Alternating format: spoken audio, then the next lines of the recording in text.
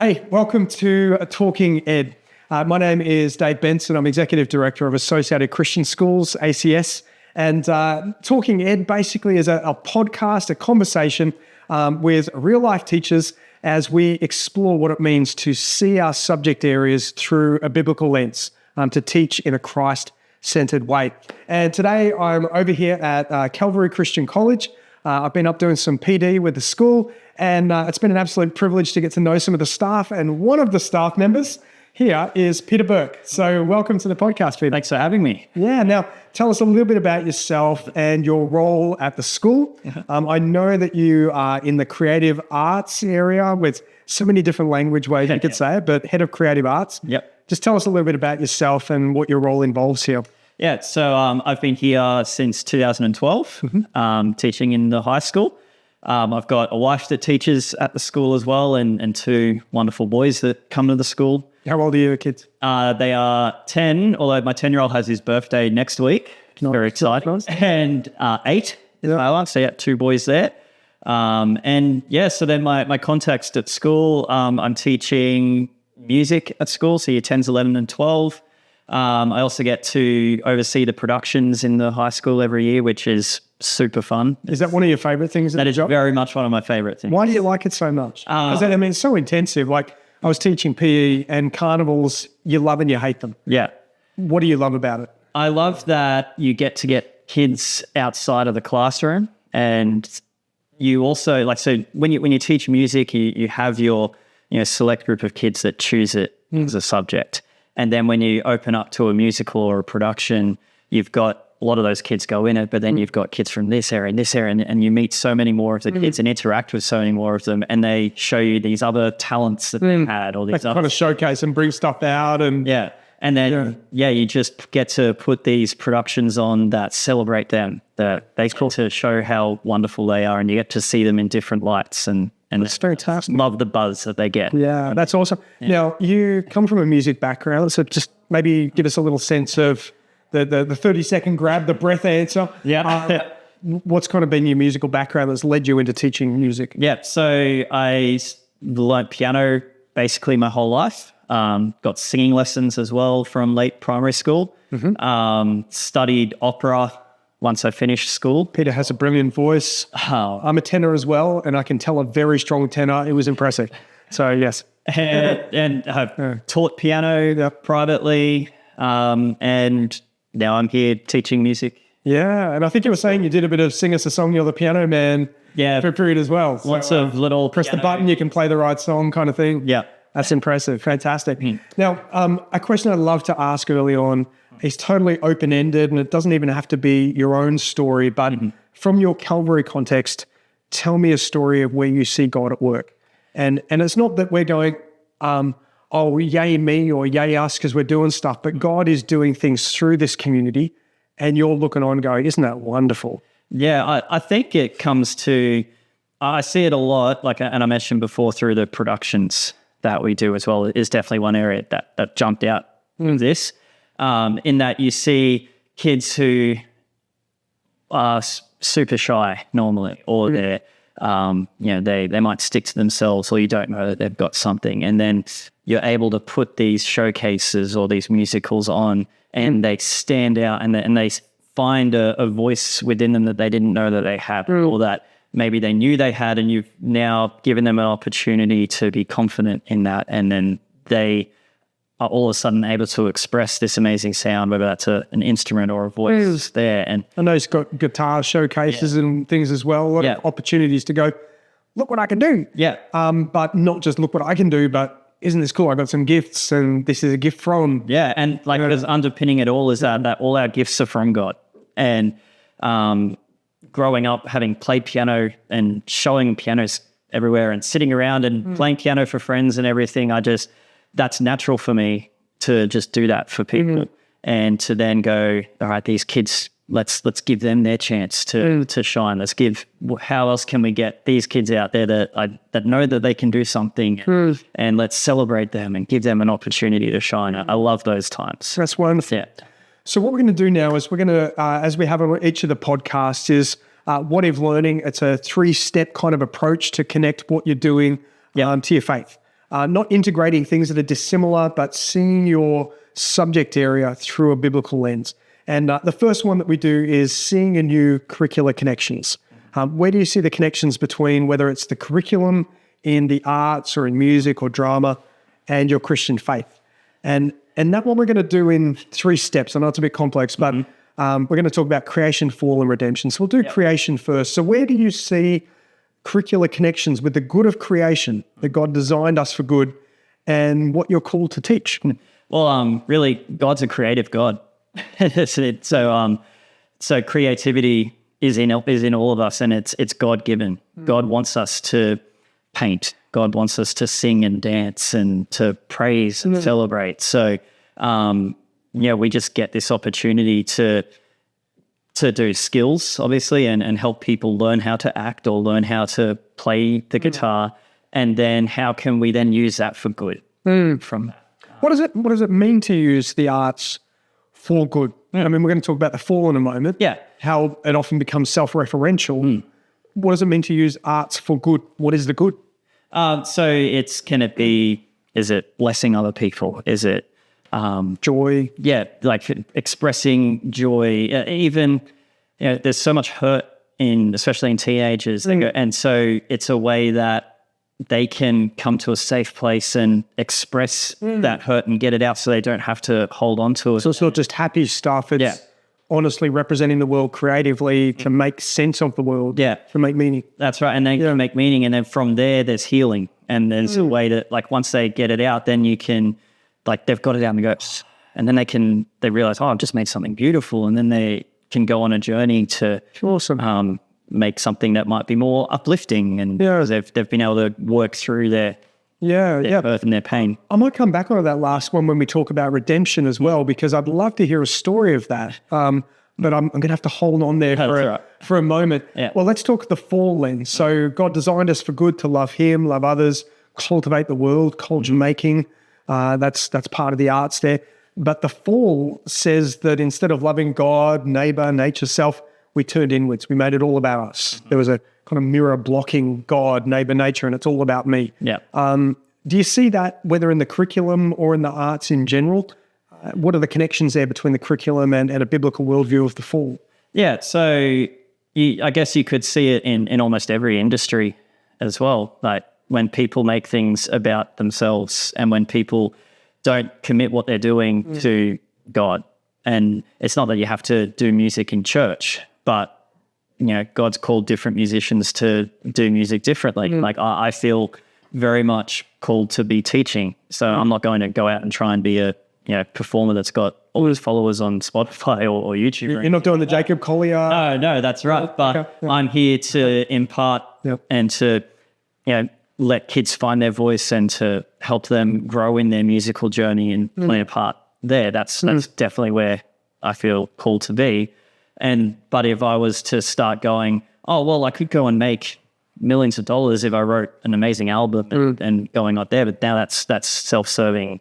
It's my own. That's your own mission drift. Yeah, that's right. And it's not where I'm necessarily called to be. And so you can think of that with sporting stars and with things that when they start to drift away and it no longer it's not a real thought of, I'm doing this for the glory of God. I'm doing this for the glory of me. So thinking of the curriculum, does the curriculum give you opportunity to talk about the brokenness within the music industry and perhaps idolatry or culpable sin? I mean, does that come up anywhere? Like we were just talking before, someone that I'm a fanboy of, you hadn't heard of yet, but Ray, R-A-Y-E, the British artist, and she was locked in an awful contract for years and wasn't able to get out of it and finally had to do an independent album. And it's quite an amazing story. She sings Ice Cream Man is one of the songs about the abuse that she experienced being in the music industry. Does the curriculum give you opportunities to openly look at the fall? You can definitely dive into it if you give yourself the opportunity to. I think the music curriculum, and probably there's things that you're prescribed to do, but within that you can go on whatever tangent you want to go on to. It's not explicitly though in the curriculum. It's more about the skills of playing music than music industry or? Yeah, there's some areas where you can go into the music industry, particularly on the non-ATAR streams. You have your music in practice and drama in practice, which gets to a bit more of the practical side of things. And so in those sort of senses, I guess, you could go right into it. But yeah. A related question is, because we're in a culture that really celebrates the subjectivism in the sense of beauty being in the eye of the beholder, but does it talk beyond the technical level if you played that instrument well? Does it talk about good or bad music? Is there a telos to music as to why music exists? And does it say, that's not good music, that's bad music, and here's why? Well, yes, and like I think what we try and teach, particularly in the senior, is like we analyze what's happening in the music and why is it happening. And I guess there are some things that in every sort of thing people do better than others, but we don't necessarily think, oh, that's a good piece. It's here's the meaning that was intended, and how is that meaning being presented through the music? That's an interesting question. I'll leave that one aside. Oh, that's all right. So the good of creation. Sorry, it wasn't no, really in depth. No, but it's an interesting question. Yeah. Within a biblical worldview, is there such a thing as good music or bad music, or is it just you're making music great? Anyway, but we'll leave that one. But the good of creation, the bad of the fall, the hope of redemption breaking through. So we see Christ stepped in, he loves, he sacrifices. It forms a community that transforms the world, that's on mission, that's got hope for the future. Where do you see redemption breaking through in love, mission, hope? What does that look like in music, transformation? I think there's lots of different ways that you could look at it. One way that just sprung to mind is when you might have a student that turns up to your music class at the start of the year and they say, I am here just because I couldn't pick anything else on the subject line. And that's really motivating, isn't it? So you go, tell me your passion for the subject. Yeah. No, there was no other option. And so then by the end of the term, you've given them a bass guitar. Like this is something that just happened with one of my students this year. And then they're going, oh, I'm playing and singing a song by the end of the term. Like, yeah, they feel good. They're building skills. Yeah, and they're building it. And then all of a sudden you've just taken them from I'm just here because I had to, or I don't have passion in this, and then you take them on the journey getting there. And like in a lot of different subjects, they would have their own journeys they take their kids on as well. So do you sense any tensions between your faith and what you're called to teach? It's an interesting question. And I think being able to teach at a Christian school, it sort of almost alleviates those tensions because we can just openly talk about our faith at our school, as a lot of the Christian schools can as well. So as far as what I have to teach, there's endless amounts of repertoire that we can go from. So, some of that might be by Christian artists, some of it might not be. And I guess I just don't really think I've actually experienced any tension as such. And for you, I mean, there's a tension within Christian schools sometimes. It comes up in English as well, of what do we expose people to? Yes. And sometimes in Christian schools, you can feel that you're only meant to point them to Christian artists or Christian music, whatever that means. As I had in the conversation with Maitland Drew, it's almost like a cheap cipher to go, how many JPNs, how many Jesus per minute references are there? Yeah. And it's all about the lyrics, and it doesn't even matter if it's a totally naff, badly constructed song that doesn't have any depth or layers or resolution or climax. It's all cacophony. As long as it talks about Jesus, it's great. To what degree do you draw on music that isn't part of the Christian faith, or maybe even has a message that would challenge or oppose the Christian faith? For me, I want to show all types of music. The world as it is. And so I very much don't limit it to Christian music. I'll probably find there's probably more of a tension in getting more Christian music into what I end up teaching. And So I'll be showing my kids rock, and I'll be showing my kids jazz and opera and Broadway and everything, because I want them to know and know all different styles, and I want them to appreciate music and find their style that they like. And then the tension probably comes, as it would in most school things, can you try to steer away from something that's not necessarily going to fit your school culture or your school ethos as such. And the good thing is there's so much music out there that you find the ones that are going to fit well into your class. Is there an artist or particular song that you often find yourself coming back to? There's a few. There's one song, like I'm a humongous Billy Joel fan. I'm old enough now to say that I was at the face-to-face tour of Billy Joel and Elton John. I saw that in Brisbane. Yeah. Oh, amazing. I'm a Billy Joel fan too. So please do go there. I've seen him twice in concert. And there's one song that it's scenes from an Italian restaurant. And because it just has so many different, so many different sections within it that merge so well together and use different, you can hear classical elements, you can hear jazz, you can hear pop. Time signature change, doesn't it? I'm trying to remember. Yeah, the time signature, but lots of tempo changes and throughout, and it tells a story as well. So the music is evocative. It's not just we got lyrics and then we add music to it, but the music carries the Italian restaurant. Yeah, that's a good song. It's a beautiful song. Yeah. So as we move now from the seeing anew, the curricular connections, creation, fall, redemption, let's talk about pedagogy, choosing engagement.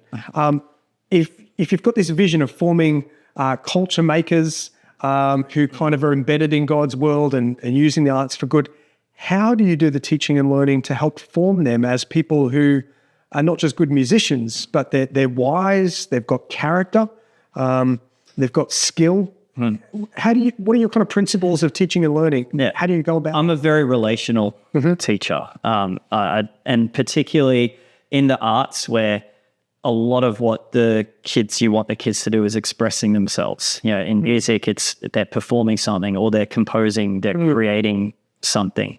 And if they don't feel like they're in a safe place in the classroom, they're not going to want to perform. They're not going to want to sit and make a chord progression and a melody. Because it's risky, isn't it? Yeah. You're kind of showing your vulnerabilities. Yeah. If you make mistakes, it's public to see. That's right. Yeah. So I make a lot of errors in class when I perform and compose for them on purpose.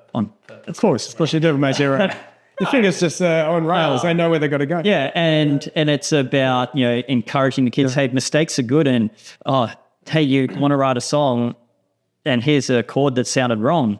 Oh, but you can actually make that chord sound really nice if you now put this thing with it. Well, you can resolve the dissonance. Yeah, that's right. And you've put a major chord, and then you've put that note there. Then now it's a major 7, and that can be beautiful when you play that in the right context. Which is redemption. Actually, that is redemption. You're taking something and showing how it can lead towards something better. Yeah. So it's that. When you come into a music classroom, it's you're going to try something. You might not have, like the same with the girl that got playing bass and singing. That's like, no, you're doing something. You're going to pick it up. We're going to try. We're going to show you the skills to get started. And you're going to make mistakes, but we're just going to pump through, and you're going to get somewhere at the end. Or when we compose, we're going to mash sounds together, and you're going to try 4 or 5 or 10 or 20 different attempts at making something.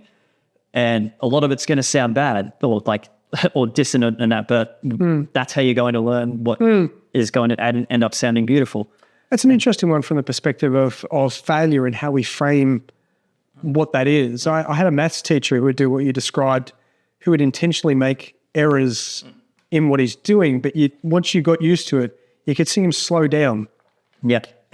And it was enough that, he was making an error, but it was also a tell. Every time I've told that to teachers, they're like, he could have just been making mistakes. Like he could have been a crap musician, a crap mathematician. And I'm like, no, I got to know him and he was the best teacher I ever had. And he would then play dumb in a sense, which Jesus often did with people in his teaching, but he would kind of play dumb and go, oh, you're right. You did catch me out. Oh, I'm going to put that on the corner. Yeah. That's another one to you guys. And so we'd actually feel engaged and good about noticing when something wasn't right. And it gave us confidence to make mistakes.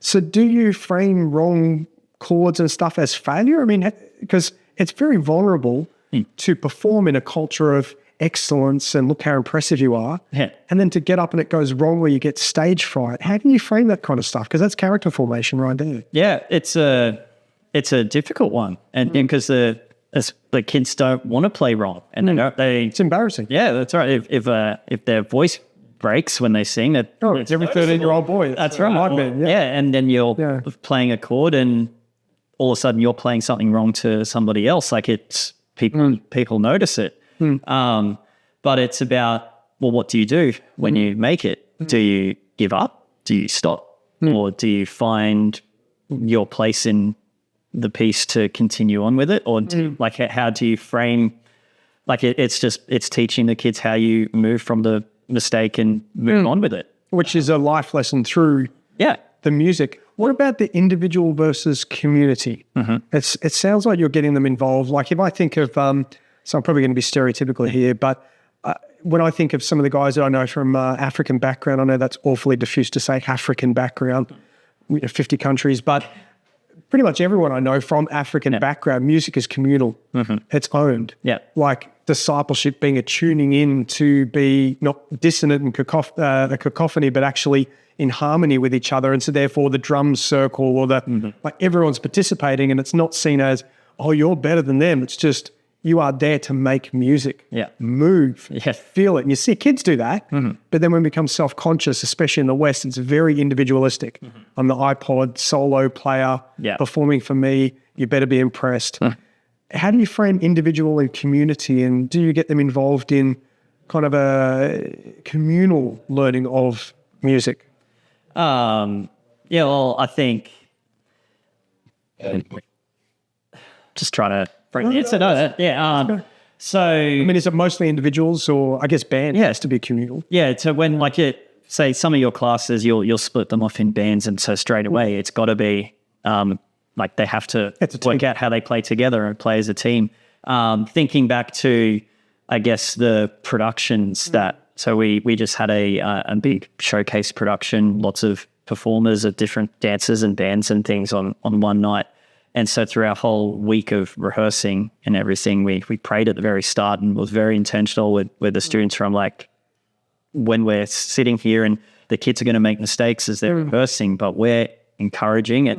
Everybody needs to be... You're building the culture. Yeah, we built the culture of all the kids encouraging each other, and that this is a showcase night, which is not a competition of this person sings better than I am. It's like, no, this person is giving their gift to the performance, and you've got your one, which is different. I love that, the receiving and giving of gifts, and they're different. And then it's, so when that person is up there, nervous as anything with all the lights and the tech that they haven't performed with in-ears or anything before, and they're having their first sound check and their voice breaks or they forget what they're doing and we have to stop and start again. It's a, come on, no, we've got this, we're together, we're all as a team, everyone's performing well together to make this great performance night. So then it's about, it obviously is us cheering on the individual performing, but it's then all of the music. It's a shared win and everyone taking joy in it. I chatted with a guy once who was a major band conductor in the UK, and he had 500 people on his register, but there's only so many seats. And he said actually it was a disciple-making task, not just for him to work out who's going to be, first violin or whatever,